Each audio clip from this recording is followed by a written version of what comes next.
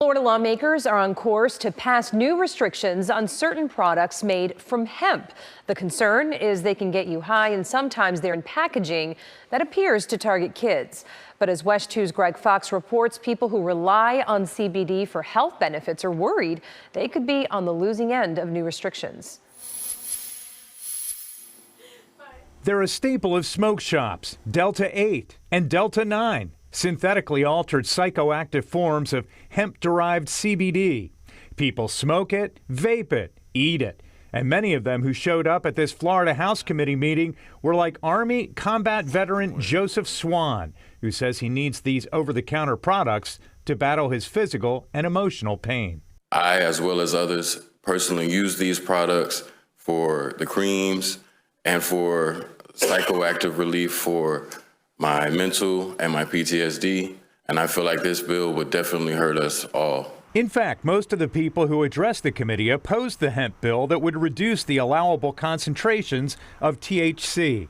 It would ban sales of euphoric hemp extracts, notably Delta 8 and Delta 9, prohibit advertising of illegal CBD products to children, and provide the Florida Department of Law Enforcement with $2 million to fund the testing of products. Both the House and the Senate bills would address packaging as well for hemp-derived products.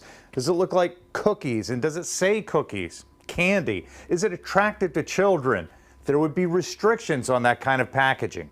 But most opponents of the measure say eliminating the most popular products will kill a $6 billion industry. This bill uses a sledgehammer rather than a scalpel to regulate an industry, and as a result, Florida will lose more than 100,000 jobs. But the medical community, citing 386 deaths between 2014 and 2020, mostly from synthetically altered CBD, says lowering potency will save lives. Members, this is another important step in providing protections to all consumers, but most importantly, protect children. While Republicans and Democrats debate the need for changes in THC concentrations, both agree that the packaging and promotion to those under 21 must end. You can't advertise these products towards children. I think there's universal agreement around that. Yeah, I think everyone kind of agrees that we want to protect children. We want to make sure that the products that we put out there are safe. The hemp bill has already passed the Senate and heads to the House floor next.